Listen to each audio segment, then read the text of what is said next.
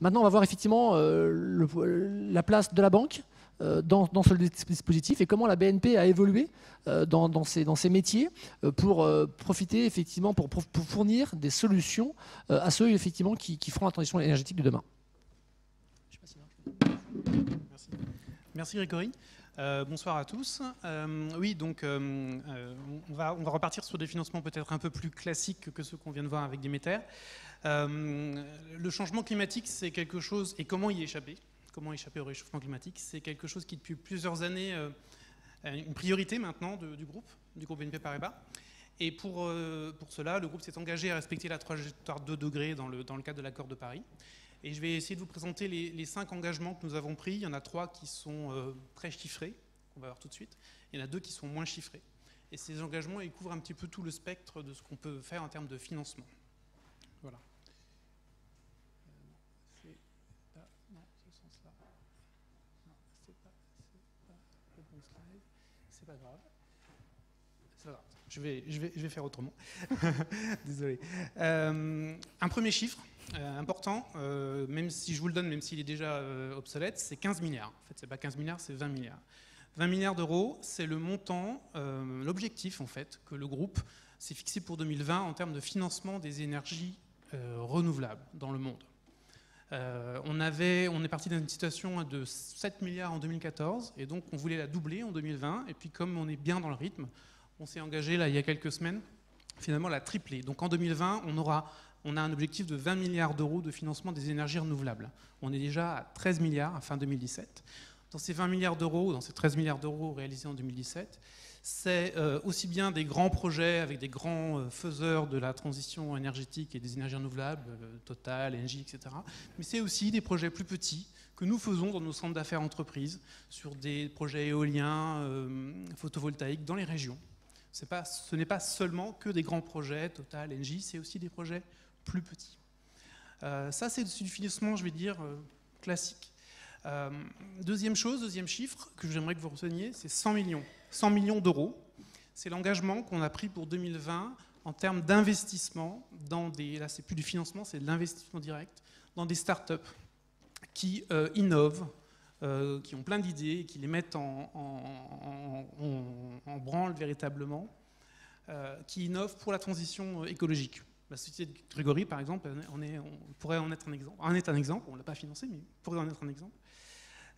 Donc ces 100 millions d'euros, ça nous permet de couvrir un spectre qu'on n'avait pas forcément avant. C'est des petites sociétés, des jeunes dirigeants, des ingénieurs qui ont une idée, qui veulent la mener jusqu'au bout. Eh bien nous, on est prêts à les aider. Voilà. Donc on a cet objectif de 100 millions d'euros en France, d'ici 2020, à mettre en investissement direct, en equity comme on dit, dans ces startups. Troisième chiffre, encore un autre moyen de financer, c'est ce que nous faisons dans le financement de la recherche climatique, notamment en Afrique. On a un programme qui s'appelle Climate Initiative, qui aide à comprendre les causes et les conséquences des dérèglements climatiques. Et nous investissons dans ces programmes, il y a une dizaine d'équipes internationales qui travaillent dessus, nous investissons dans ce programme 2 millions d'euros par an depuis plusieurs années. Donc c'est une troisième façon de faire la chose. Quatrième engagement qu'on a pris, celui-ci il est pas vraiment chiffré, mais il est quand même très important, et je pense que c'est un de nos engagements marquants, c'est de réduire fortement notre exposition au charbon. On a parlé. Réduire fortement notre exposition au charbon, ça veut dire quoi ? Ça veut dire ne plus financer les mines de charbon, ne plus financer les entreprises qui exploitent des centrales de charbon, faire très attention quand on octroie un financement, et surtout un financement à une grosse entreprise, comment est-ce qu'elle se chauffe, quelle énergie elle utilise. S'il y a trop de charbon, on va être un peu plus regardant, on va dire. Ça, c'est un engagement qu'on a pris en 2015, et on ne s'est pas arrêté là, puisque l'année dernière, on a pris un engagement similaire sur tous les gaz et les pétroles non conventionnels, gaz et pétrole de schiste, ce qui, en Europe, n'est pas forcément très développé, mais on a aussi, évidemment, pris cet engagement aux États-Unis, ce qui est pour nous un choix relativement fort. Donc ça, c'est le quatrième engagement. Il y a trois engagements chiffrés, hein, les énergies renouvelables, l'investissement en equity dans les startups, le financement de la recherche climatique, on va dire, Le quatrième, c'est ce qu'on ne finance pas ou ce qu'on ne finance plus, le charbon, le gaz et le pétrole de schiste.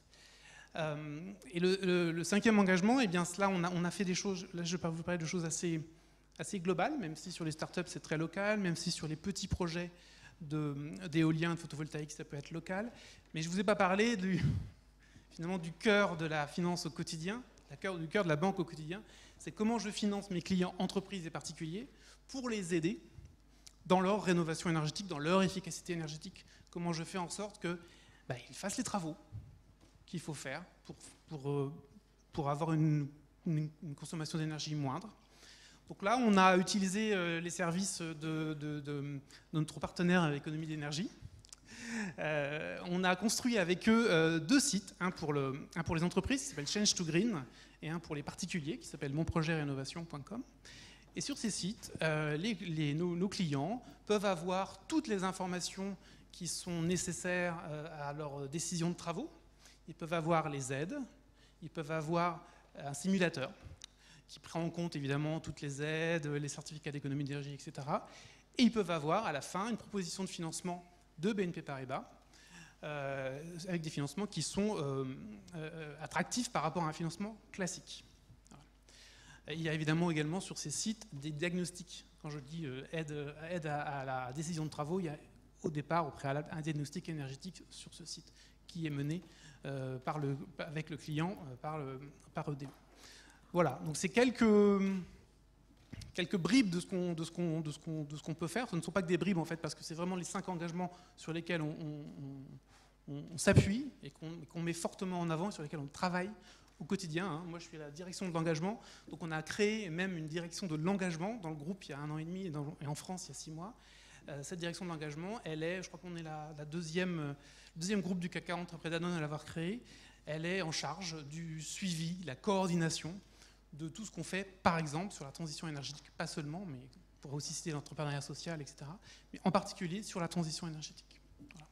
Donc en conclusion, je dirais que ce dont j'ai parlé, il y a évidemment le réchauffement climatique et comment y échapper, c'est un enjeu planétaire. On a des réponses planétaires. Les 20 milliards d'énergie renouvelable, ils ne sont évidemment pas faits qu'en France. En France, c'est à peu près 700 millions. Ils sont faits, l'objectif, il est évidemment mondial. Mais ce n'est pas qu'un enjeu planétaire, c'est aussi un enjeu local. Je l'ai montré par exemple avec le financement des particuliers dans la rénovation énergétique. L'enjeu planétaire et l'enjeu local, c'est tout à fait l'ADN du groupe BNP Paribas.